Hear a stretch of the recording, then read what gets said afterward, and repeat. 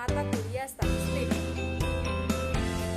Statistik adalah sebuah ilmu yang mempelajari bagaimana cara merencanakan, mengumpulkan, menganalisis, menginterpretasikan, dan akhirnya mempresentasikan data.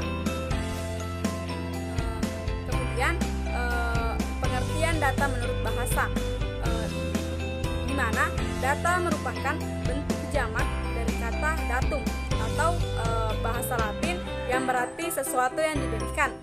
Kemudian ada juga pengertian data menurut istilah, di mana data adalah sekumpulan informasi atau keterangan-keterangan yang diperoleh dari pengamatan informasi yang bisa berupa angka, lambang maupun sifat. Kemudian fungsi data, di mana yang pertama itu untuk membuat keputusan, kemudian yang kedua sebagai dasar suatu perencanaan, kemudian yang ketiga sebagai alat pengendalian terhadap pelaksanaan atau implementasi suatu aktivitas, dan yang terakhir yaitu sebagai dasar evaluasi terhadap suatu kegiatan. Jenis data.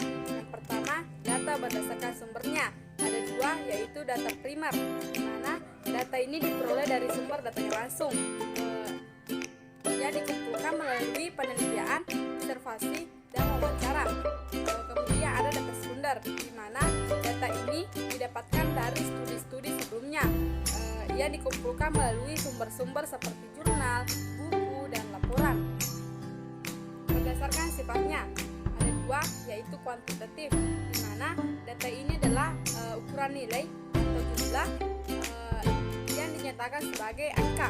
Kemudian yang kedua ada kualitatif, di mana data ini adalah data yang tidak disajikan dengan angka-angka. Kemudian berdasarkan prosesnya, ada dua juga, di mana data diskrit, yaitu data yang diperoleh dengan cara menghitung. Nah, yang kedua ada data kontinum, yaitu data yang diperoleh dengan cara mengukur. Selanjutnya, cara memperoleh data. Yang pertama ada observasi atau pengamatan, di mana teknik pengumpulan datanya dilakukan dengan pengamatan langsung. Kemudian ada kuesioner atau angket, di mana teknik pengumpulan datanya dilakukan dengan cara memberikan sederet pertanyaan untuk dijawab oleh responden. Kemudian yang ketiga ada interview atau wawancara, di mana dilakukan dengan turun langsung yang dilakukan oleh peneliti dalam bentuk tanya jawab atau wawancara untuk memperoleh data yang diperlukan.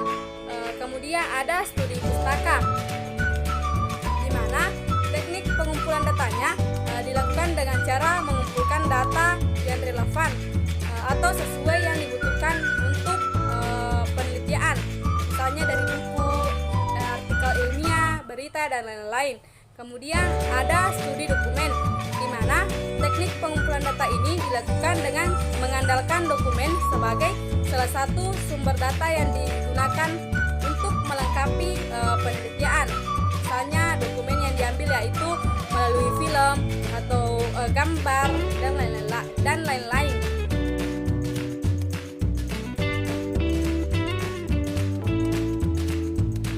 Tabel, diagram, dan distribusi frekuensi. Tabel adalah alat bantu visual yang berfungsi untuk menjelaskan suatu fakta atau informasi secara singkat, jelas, dan lebih menarik daripada hanya disajikan secara naratif atau menggunakan kata-kata. Kemudian fungsi tabel yaitu pertama untuk menyajikan data secara singkat, jelas, dan lebih menarik. Kemudian yang kedua memberikan banyak informasi secara ringkas. Kemudian fungsi ketiga yaitu memudahkan pembaca dalam memahami bacaan. Kemudian yang keempat menjelaskan suatu fakta. jenis-jenis tabel. Yang pertama, tabel satu arah atau tabel sederhana, di mana tabel ini merupakan tabel yang menyajikan keterangan tentang suatu karakteristik saja. Kemudian yang kedua, ada tabel dua arah, di mana tabel ini merupakan tabel yang menyajikan hubungan antara dua karakteristik dan terbentuk ketika rintisan atau keterangan dibagi menjadi dua bagian koordinat. Kemudian yang ketiga, tabel tiga arah, di mana tabel ini merupakan tabel yang menyajikan hubungan antara tiga karakteristik sekaligus, seperti tabel yang berisi data,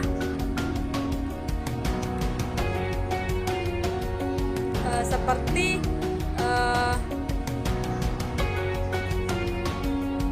yang berisi data tentang penduduk berdasarkan pada kecamatan.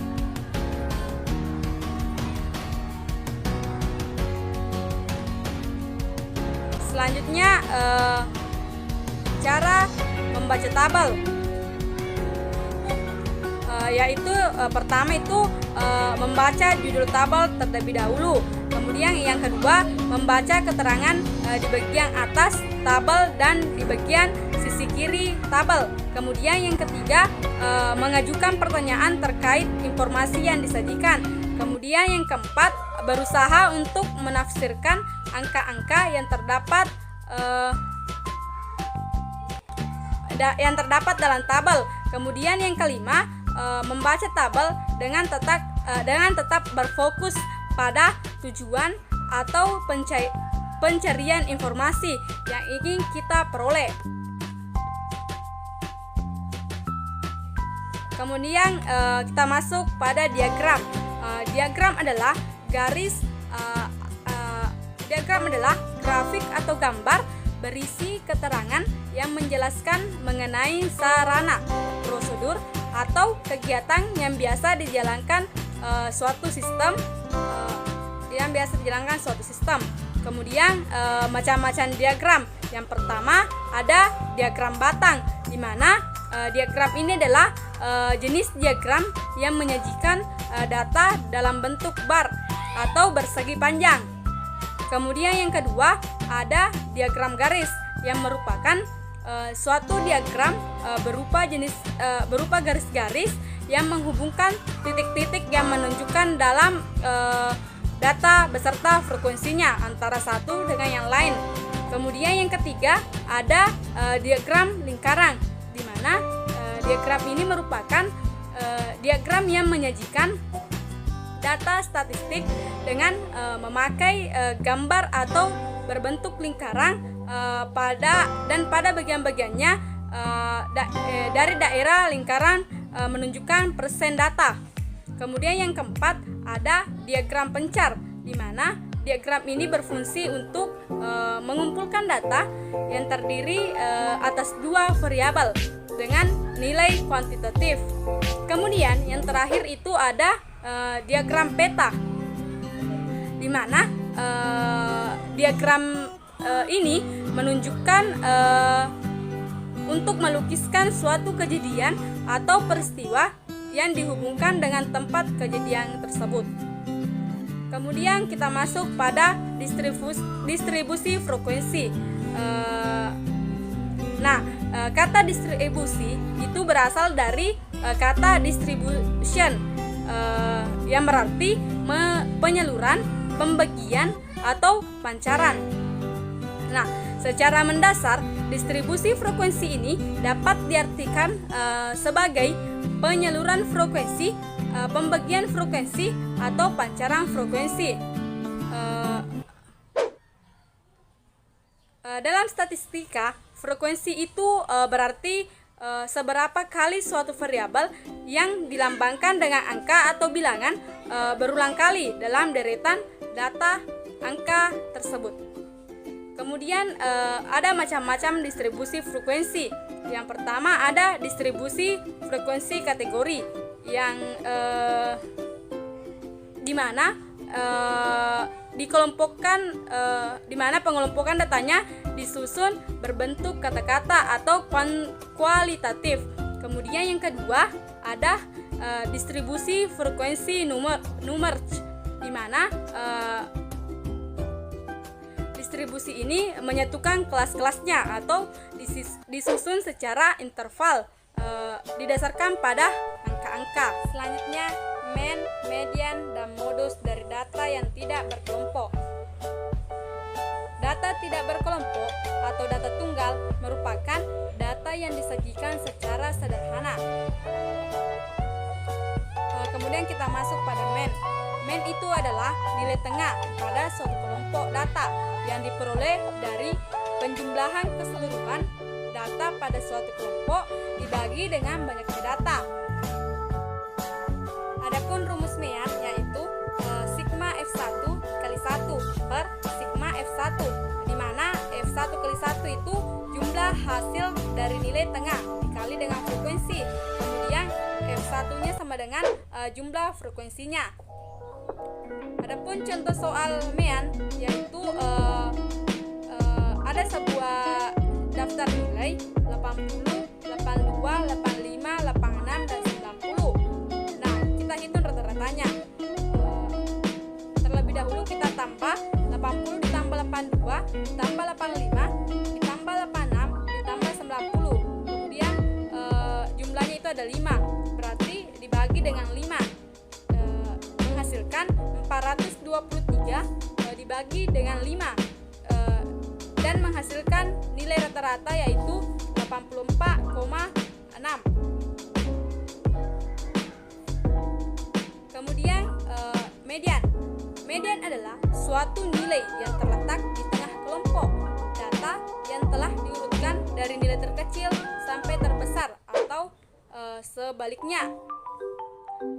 Adapun rumus median yaitu TB ditambah N per 2 dikurang F per Fm kali P, di mana TB-nya itu tepi bawah dari kelas N per 2. Kemudian F-nya itu frekuensi kumulatif sebelum kelas median. Kemudian Fm-nya frekuensi kelas median dan P-nya itu intervalnya. Contoh soal, kita masuk di contoh soal median. Nah, terdapat data ganjil yaitu 3, 2, 3, 1, 4, 6, 5, 7, 5. Nah, dan terlebih dahulu kita urutkan dari terkecil ke terbesar yaitu 1, 2, 3, 3, 4, 5, 5, 6, 7. Jadi kita dapat nilai mediannya atau nilai tengahnya itu pada 4.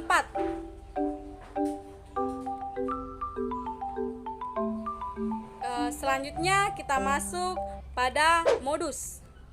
Nah, modus ini adalah salah satu ukuran pemusatan yang paling sering digunakan dengan menggunakan karakter data yang paling sering muncul dalam suatu kelompok data.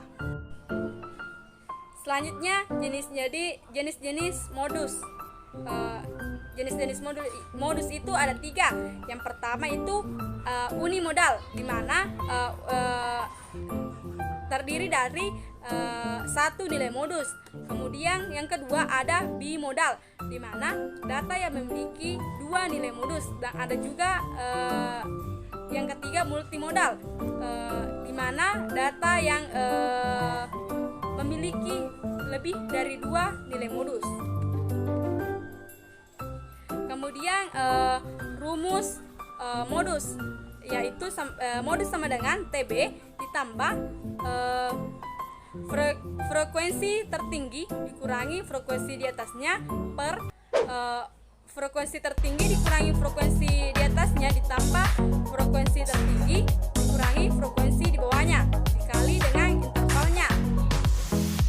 Selanjutnya contoh soal modus. Nah, terdapat sebuah data yaitu 2, 2, 5, 6, 7, 6. Nah, terlebih dahulu kita urutkan 2, 2, 5, 6, 6, 7. Pada data tersebut terdapat 2 modus, yaitu 2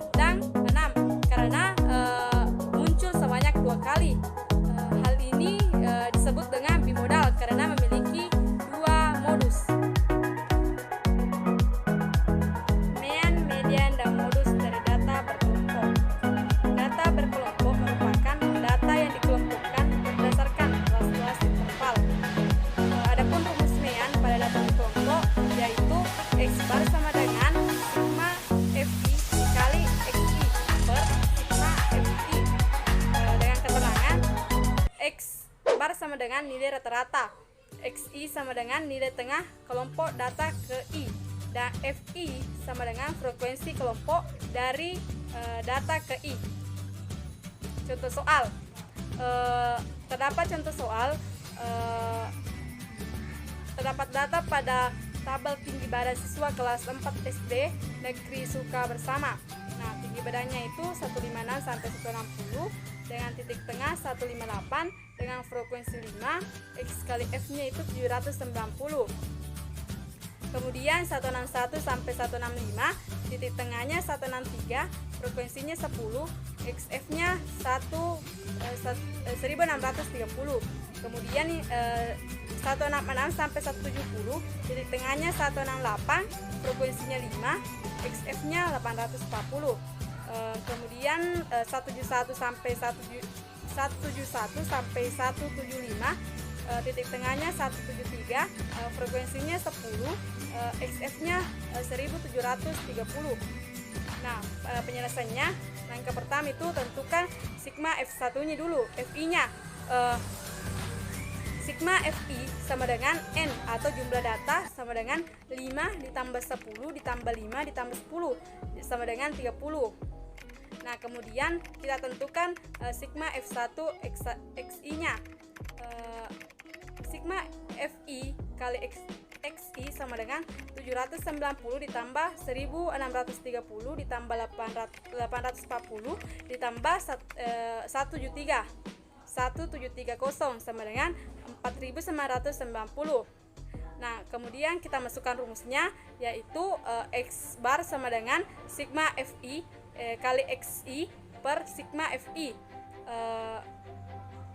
X bar sama dengan 4950 per 30, sehingga mendapatkan men sama dengan 166,33. Kita masuk pada rumus median.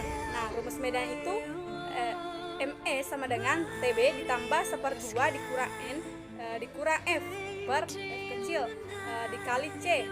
Nah, dengan keterangan ME sama dengan media, TB itu sebagai tepi bawah kelas media, N-nya itu jumlah data, F kecilnya itu frekuensi median, F besarnya jumlah frekuensi sebelum frekuensi median, kemudian C-nya itu panjang interval median.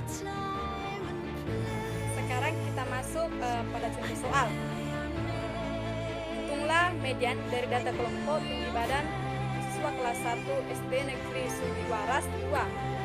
Terdapat intervalnya 100 sampai 110, frekuensi 12, 120 sampai 110, frekuensi 18, 140 sampai 150, frekuensinya 10. Nah, jadi jumlah frekuensinya itu 40. Pertama-tama kita mencari medianya terlebih dahulu, yaitu 1/2 dari jumlah data, yaitu 1/2 40 sama dengan 20. Jadi median terletak pada data ke-20 yang terletak pada interval 2, yaitu 120 sampai 120. Nah, F-nya sama dengan 18, TB-nya 120 dikurang 0,5 sama dengan 119,5, F besarnya 12, C-nya 10. Kemudian kita masukkan pada rumus. Rumusnya itu ME sama dengan TB ditambah 1/2 kurang N dikurang F per F kali C. Nah, 119,5 ditambah 1/2 dikurang 40 dikurang 12 per 18 dikali 10 sama dengan 119,5 ditambah 4,4 menghasilkan 123,9. Kemudian kita masuk pada modus. Modus sama dengan TB ditambah frekuensi tertinggi dikurangi frekuensi di atasnya per frekuensi tertinggi dikurangi frekuensi di atasnya ditambah frekuensi tertinggi dikurangi frekuensi di bawahnya kali P, di mana TB-nya itu tepi bawah, P-nya itu interval. Kita masuk pada contoh soal. Nah, carilah modus dari data interval di bawah ini. Terdapat tabel hasil panen jagung di desa Sumat 30 sampai 34, provinsi 3, 35 sampai 39 provinsi 5, 40 sampai 44 provinsi 10, 45 sampai 49 provinsi 11, 50 sampai 54 provinsi 8. Nah, langkah pertama itu modus berada di interval 45 sampai 49 karena frekuensinya di situ paling banyak. Kemudian kita masukkan pada rumus, yaitu MO sama dengan TB ditambah frekuensi tertinggi dikurangi frekuensi di atasnya per frekuensi tertinggi dikurangi frekuensi di atasnya ditambah frekuensi tertinggi dikurangi frekuensi di bawahnya dikali P. Nah, MO nya sama dengan 45 kurang 0,5 ditambah 12 kurang 8 per 12 kurang 8 ditambah 12 per 6 dikali 5. MO nya sama dengan 44,5 ditambah 4 per 4 tambah 6 dikali 5. Nah, modusnya itu 44,5 ditambah 2, jadi modusnya adalah 46,5. Kuartil, desil, dan persentil. Kuartil adalah nilai-nilai yang membagi data yang telah diberikan ke dalam bagian nilainya sama besar. Nah, adapun jenis-jenis kuartil ada 3, yaitu kuartil bawah atau 1, kedua kuartil tengah atau 3, kedua kuartil 3 atau kuartil atas. Kemudian dapat dilihat contoh soalnya seperti yang ada di PPT saya. Kalau tadi 1, 2, 3. Kemudian desil. Apa itu desil? Desil adalah nilai atau angka yang membagi data yang menjadi 10 bagian yang sama setelah disusun dari data terkecil sampai data terbesar. Itu sebabnya. Kita soal desil. Terdapat data 43, 33, 45, 36, 35, 46, 39, 37, 40, 39, 47, 41, 42. Terlebih dahulu kita urutkan dari terkecil ke terbesar. Kemudian banyaknya data adalah 13. Jadi D1 sama dengan 1 ditambah 13 dikali 13 tambah 1 per 10. Data ke 1 sama dengan 4. X1 tambah 0,4 dalam kurung X2 dikurang X1 sama dengan 33 ditambah 0,4 dalam kurung 35 dikurang 33. 33 ditambah 0,8 sama dengan 33,8. Jadi D1 nya adalah 33,8. Kemudian D5 yaitu 5 dalam kurun 13 tambah 1 per 10. Data ke-7. Jadi X7 sama dengan 40. Jadi desil ke-5 dan ke-1 yaitu desil ke-1 nya 33,8 dan desil ke-5 nya adalah 40. Kemudian kita masuk pada persentil. Persentil adalah nilai yang membagi data menjadi 100 bagian yang sama setelah disusun dari terkecil sampai data terbesar atau sebaliknya. Contoh soal, diketahui sebuah deret data 9, 11, 10, 8, 6, 7, 5, 7, 4, 5. Tentukan persentil ke 50 dan persentil ke 85. Pertama-tama kita urutkan terlebih dahulu, kemudian P50 nya sama dengan X5 ditambah 0,5 dalam kurung X6 kurang X5 sama dengan 7 ditambah 0,5 dalam kurung 7 kurang 7 sama dengan 7. Jadi persentil ke 50 nya adalah 7. Kemudian kita cari persentil ke 85 nya. P85 sama dengan X9 ditambah 0,35 dalam kurung X10 dikurang X9 sama dengan 10 ditambah 0,3 dalam kurung 11 dikurang 10 sama dengan 10,35. Jadi persentil ke 85 nya adalah 10,35. Kemudian kita masuk pada rentang antara kuartil, simpangan antar kuartil, rata-rata simpangan, dan simpangan baku. Rentang itu disebut juga dengan jangkauan, adalah selisih antara data dengan nilai yang terbesar dengan data dengan nilai yang terkecil. Rentang antar kuartil adalah nilai kuartil ke-3 dikurangi nilai kuartil ke-1. Kemudian simpangan rata-rata adalah jarak antara nilai data dan menuju rata-rata. agar termasuk dalam ukuran penyebaran data serta dalam variasi dan standar definisi. Tujuannya untuk mengetahui berapa nilai data yang menyimpan dari rata-rata sebenarnya. Kemudian simpangan baku.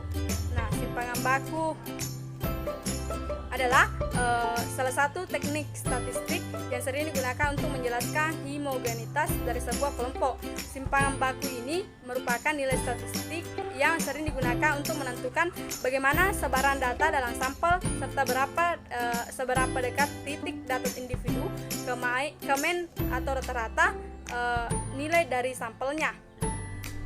Populasi, sampel, dan statistik inferensial. Populasi adalah jumlah keseluruhan dari satuan atau individu yang karakteristiknya hendak diteliti. Kemudian populasi dibedakan menjadi dua, yaitu populasi terbatas dan populasi tidak terbatas. Populasi terbatas ini adalah kumpulan objek atau individu yang menjadi objek penelitian yang menempati suatu area tertentu. Ia memiliki batas jelas. Kemudian populasi tidak terbatas ini merupakan kumpulan objek atau individu yang menjadi objek penelitian yang tidak diketahui batas wilayahnya atau tidak dapat dilakukan pengukuran mengenai jumlah keseluruhan. Selanjutnya, macam-macam pengambilan populasi. Nah, ada dua, yaitu populasi sampling, di mana populasi sampling ini adalah keseluruhan objek yang akan diteliti. Sedangkan populasi sasaran ini merupakan populasi yang benar-benar dijadikan sebagai sampel atau sumber data yang akan diteliti. Contoh populasi sampling yaitu misalnya populasi mahasiswa Universitas Negeri Makassar. Adapun populasi sasarannya yaitu banyaknya PGSD angkatan 2020 pada Universitas Negeri Makassar. Sampel adalah suatu bagian dari keseluruhan serta karakteristik yang dimiliki oleh sebuah populasi. Adapun teknik pengambilan sampel ada dua, yaitu probability sampling, di mana teknik pengambilan sampelnya dilakukan dengan cara acak atau random. Kemudian yang kedua, non probability sampling, di mana teknik pengambilan sampelnya dilakukan dengan tidak memberi peluang atau kesempatan sama bagi setiap unsur atau anggota populasi yang dipilih menjadi sampel. Kemudian statistik inferensial itu merupakan sebuah metode yang dapat digunakan untuk menganalisis kelompok kecil data dari data induknya, sampel yang diambil dari populasi sampai pada peramalan dan penarikan kesimpulan terhadap kelompok data induknya atau populasi.